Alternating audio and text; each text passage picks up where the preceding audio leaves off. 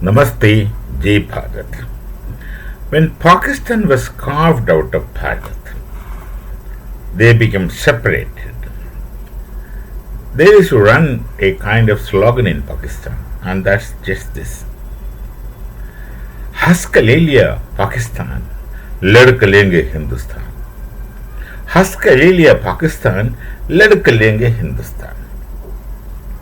At that time, when the slogan was running, I don't think we have understood what implications it has. But no one knew that there were serious implications right from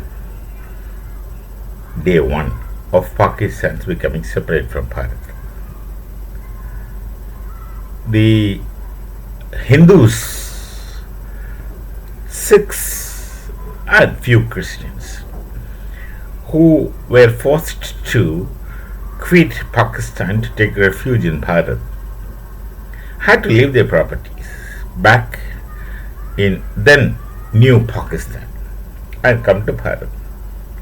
What will happen to their properties? We don't really know what happened to the properties. And similarly, a lot of Hindu establishments, schools, temples, such properties, they had abandoned because these people were running with their life. My daughter-in-law has come from Lahore. I met her grandparents. They passed away not very long away.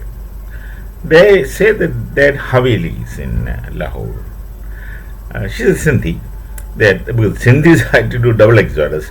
First, they had to run away from Sindh to remain Hindus at the instance of Muhammad bin Qasim's invasion of Sindh.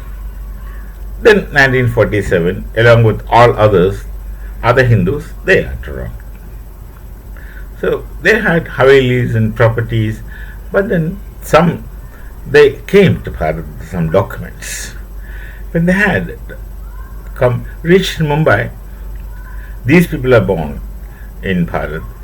Her father also was born in Bharat, but her grandparents. They came with whatever little documents they could carry, came to the Bombay office, who were taking care of the refugees, and then the government of then Bharat, Sardar Patel.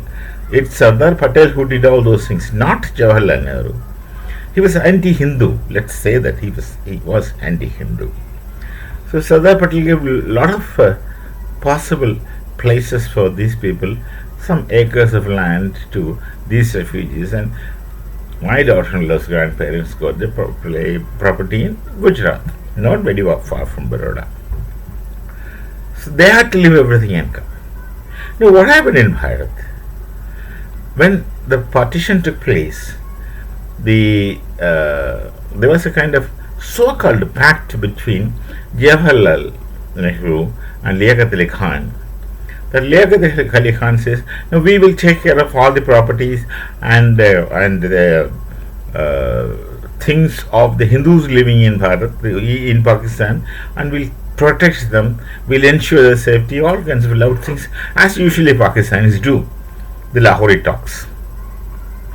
Then many Muslims in Bharat did not opt for Pakistan and stayed back. Then Sardar Patel has asked them, "Look, see, you were asking to become a separate nation. Why are you still wanting to stay in Bharat?" They don't know, we will stay here. That is what is हंस कर ले लेंगे Hindustan. That's what is हंस कर ले लेंगे Hindustan. They would stay here. This is the original plan of Muhammad Ali Jinnah, not to make a Pakistan, keep the Muslims in Bharat, and make them get special rights and reservations, and then slowly spread over, because they are notorious in exploding population. They said, "We did not go, we don't want to go, we stay." So they stayed back. And those who left those who went to Pakistan in their immense fanatical dream of Paki, which means spear, Stan, Pakistan, they left their properties and they went. I did not know if Pakistan, Punjab took care of them by giving them properties. I did not know the details because I know only what happens in Bharat. They went away. And their property is created as the property of Muslims and property of Allah and hence property of WAQF. That's really the origin of WAQF. Whatever people say or whatever they wrote, try to keep it. That's how the property comes. And then of course Nehru, in his immense wisdom and love towards the Muslims, he has a reason to be loyal and belonging to Muslims. You find out the history, I don't want to speak about it. And then they created the WAQF board, and WAQF board had the properties. Whoever has gone to Pakistan, initially the property belonged to WAQF board, and then WAQF board, there are custodians of WAQF boards, authorities of WAQF boards who were handling this property. It's all money game then onwards. Then of course they started occurring spurious claims. Spurious claims in the sense someone would say this property is waqfed. Someone has waqfed this property. That means someone has wished this is for waqf or this is for God in their terms. Then that becomes waqf property. You don't have to give any documents, you have to produce only 2 witnesses. Spurious claims took place. Then there were 2 more amendments which made it further notorious and ridiculously notorious that anybody would come and say this property is waqf, I have to 1 witness, that's enough. This kind of atrocities went on. It was going on because the Congress party was treating Muslims as holy cow. Don't touch them. And look at the kind of the names you see, the education ministers of Bharat, whom the Congress was keeping. These things there in the history, I need not to repeat. So, this thing with double amendments, this board became very notoriously brutal and atrocious in snatching away the property of anyone. And then those who were victims to this could not even appeal to any court of law, appeal to any law. They had no option for any kind of justice. They had no way to prove themselves that this belongs to us. We had been living here. If you say that you have been living here, the WAQF board can ask you for rent, for illegally occupying their place, and also imprison you for illegally occupying the WAQF property.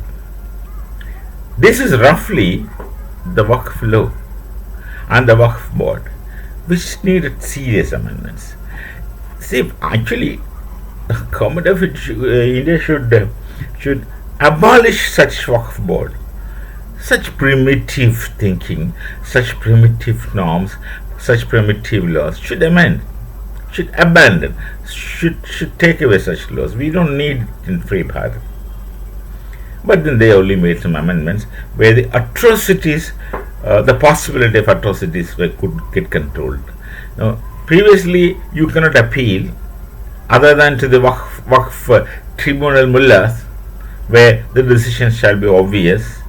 Now, of course, at least you can go to court. Such few things, which of course is definitely much better than the erstwhile atrocious WAQF board, WAQF law, etc.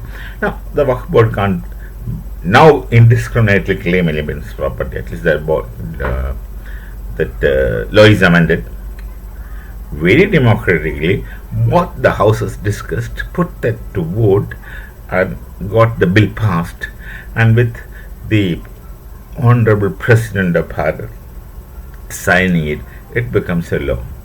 But then things are not going to get over here. The Congress and other mischievous political parties, solely for the political motivation and intention, which is suicidal to themselves, would start dragging this. They'll keep going to courts and etc. etc. And there are some anti-BJP state governments who would not implement it until they are given a hammer on the head by some of the Government of India's authority or something like that. So they would not implement it. They will dilly keep it slow, this and that thing. So the people are not going to be immediately benefited until they fight for it in each of the states. UP, of course, is Mahayogi is sitting there. He will implement it then, and the UP people are saved. And actually, the Muslims suffer. Many of the properties actually belong to innocent Muslims, which somebody has waqfed, or somebody told this is waqf, and this is waqf, and predecessor witness.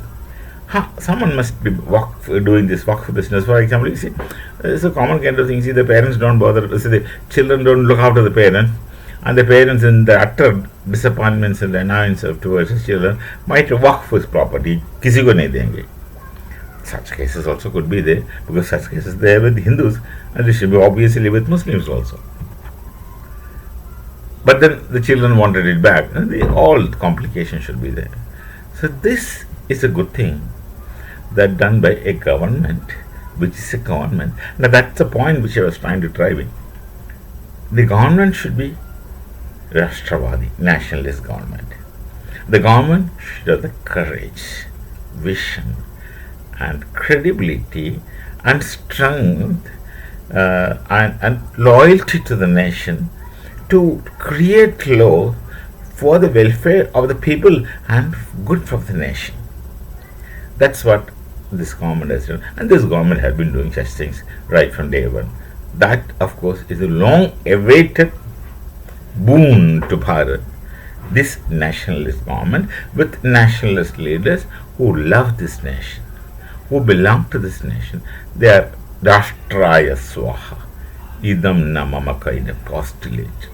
And others, until you have such a government at the top, those who really love this nation, there are many in this nation, would be greatly disappointed and pained, which in olden days we used to feel.